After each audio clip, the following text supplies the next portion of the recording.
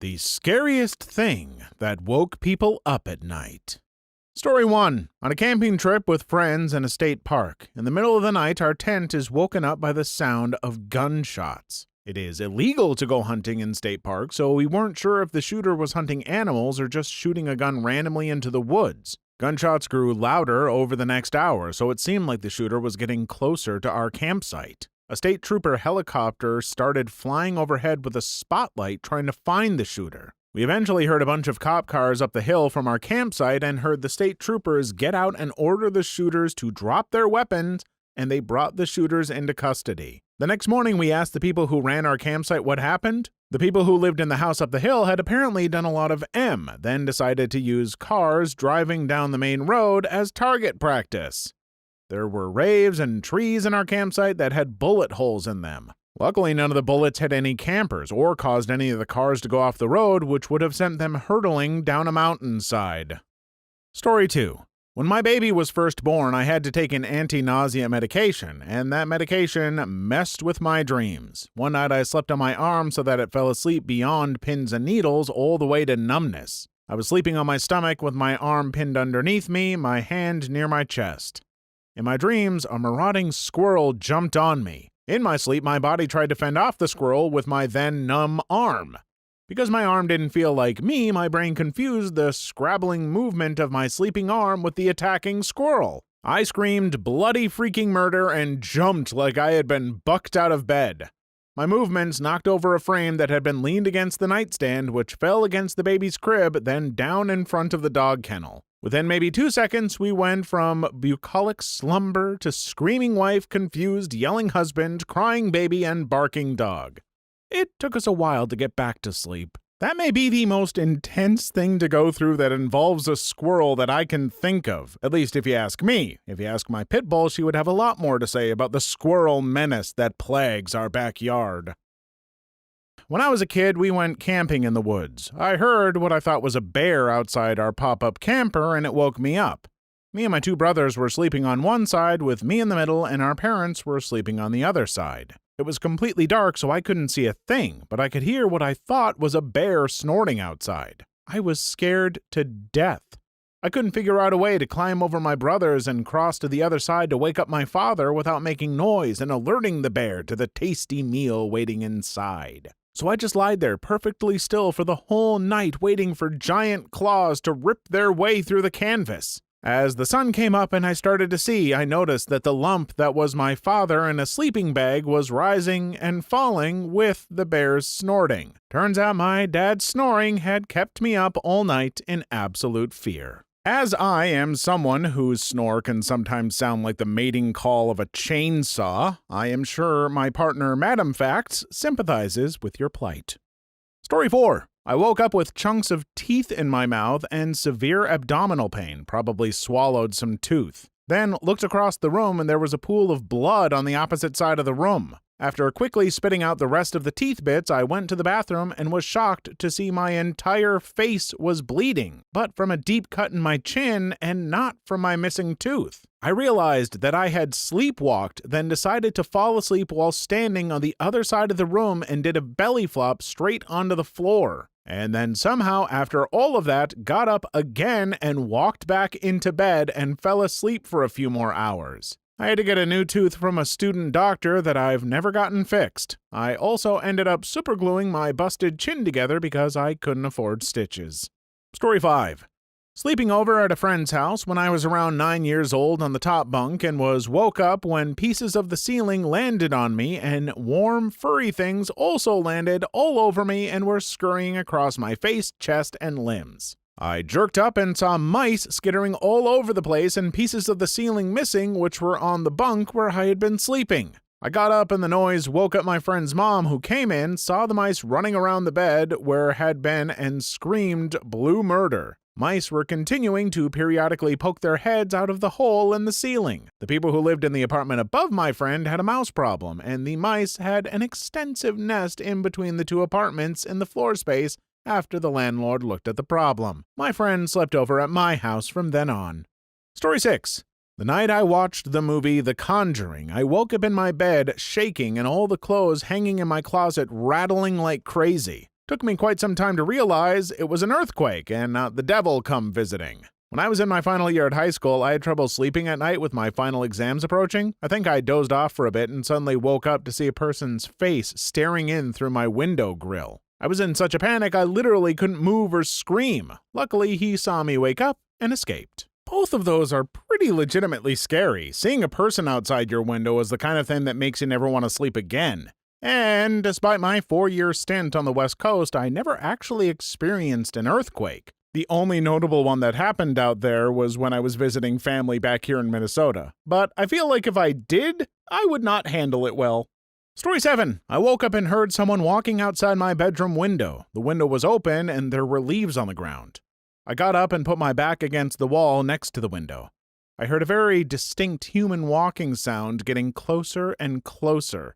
I was pooping my pants at this point. They were now very close and I could see the outside window but could not see them. I was pressed against the wall as the footsteps got closer and closer. Then the footsteps got quieter as the being got farther away.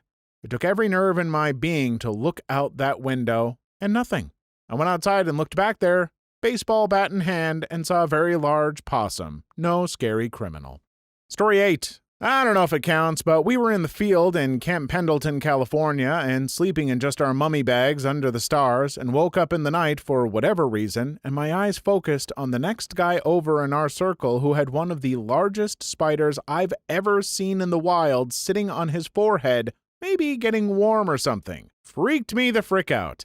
I flicked it off of him and zipped my bag all the way up so there was just the breathing hole, and used my boonies cover to plug that and just breathed through the little vents. Camp Pendleton, California. Alrighty, just added that to my list of places I will never visit. Good to know. Story 9. The worst was when my neighbor boy, 9 years old, came banging on our door and ringing the doorbell at 1 a.m.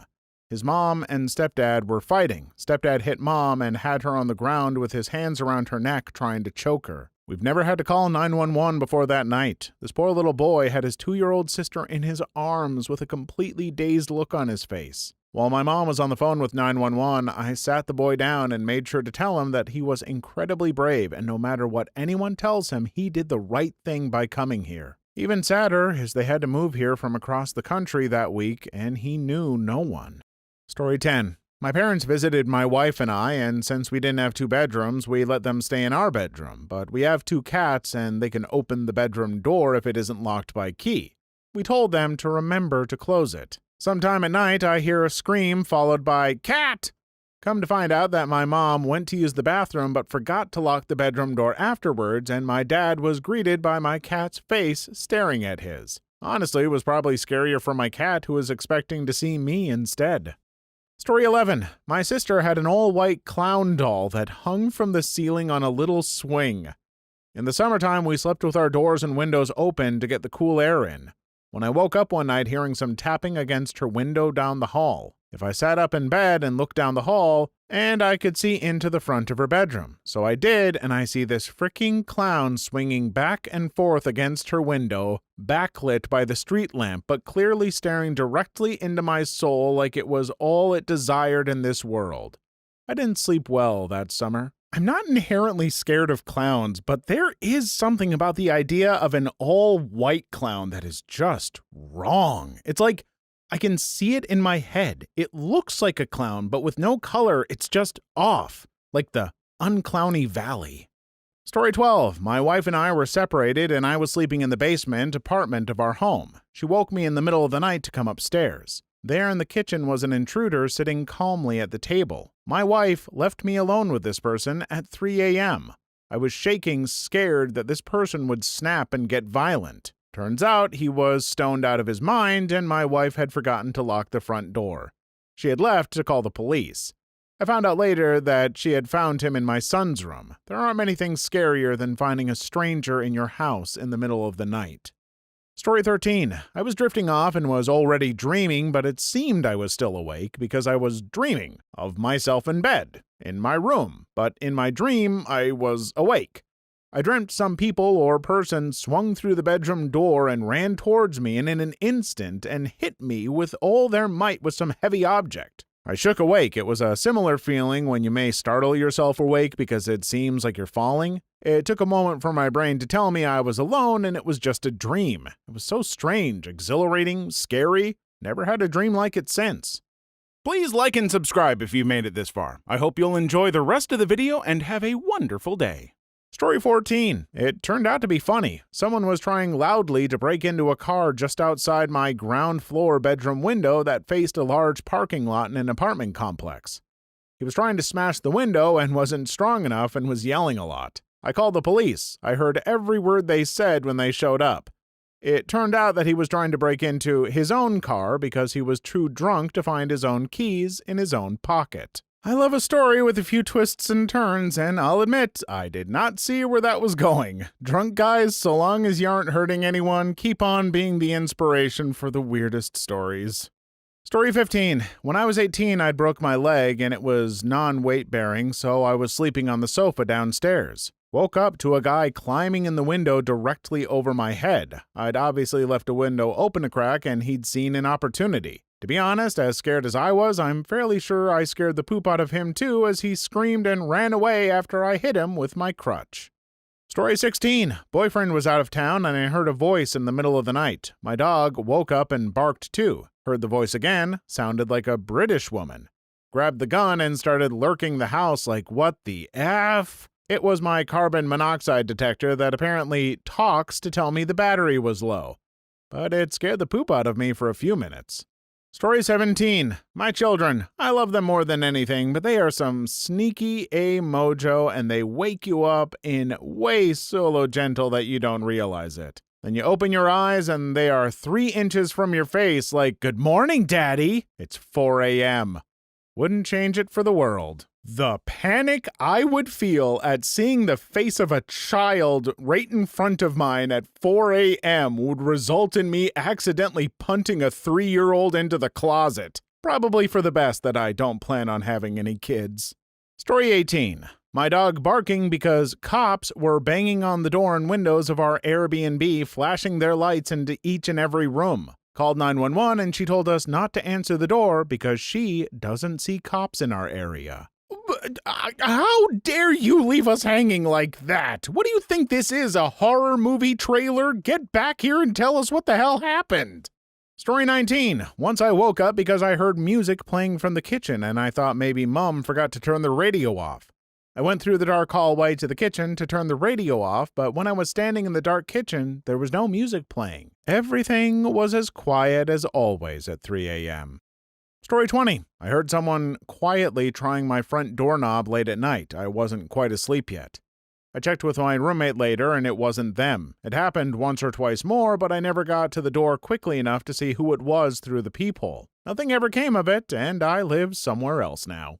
Story 21. My snake farted so loud and harshly that he knocked himself off a branch and the poo stuck to the other side of the glass. The noise it made in the dark middle of the night was horrifying. Or that time my rat got out of his cage and decided to crawl onto my face for kisses. Snakes can fart? I mean, I guess a part of me must have known it could happen, but I don't know what to do with this knowledge. What the hell?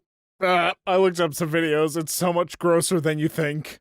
Story 22. My first tornado. Woke and listened carefully and asked the wife, is that rain or wind? Just then, both of our phones started beeping alerts, and that put us in motion. In hindsight, we reacted about a minute later than we should have. Got lucky and it contacted the ground about a mile past us.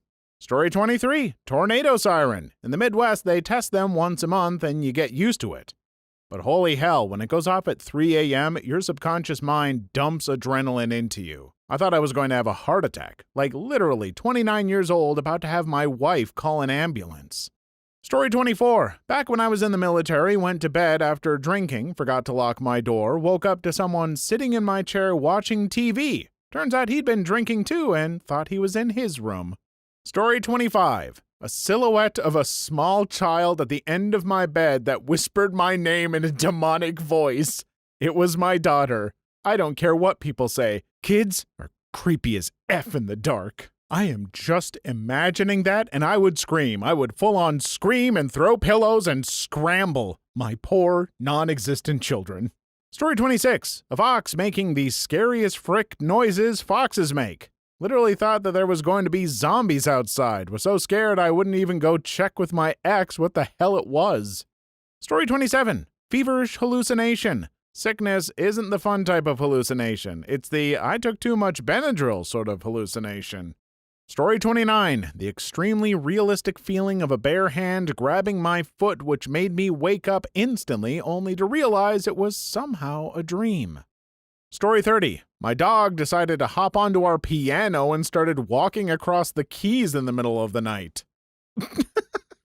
I know it's certainly a small dog, but I just immediately imagined either my pit bull or Great Dane doing this, and it's a pretty amazing image. Story 31. I had an industrial-sized rat dying from rat poison come through a panel in my closet and up into bed with me at 2 a.m. Story 32. My roommate screamed directly into my face at 1 a.m. You best know instinctively slapped that bastard. Story 33. I had a large camel spider run over my face at about 3 a.m. That was not a pleasant sensation. Story 34. My cat howling at another cat through a screen in the door. Sounded like a demon.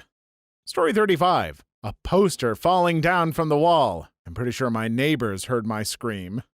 Story 36. The shadow of a person next to my bed. My first and last night terror. There is still so much more life to live. Trust me, you have one night terror, you'll have more. Just saying that it is your last has planted that thought in your head, that doubt, that certainty that your brain will make you pay for your hubris.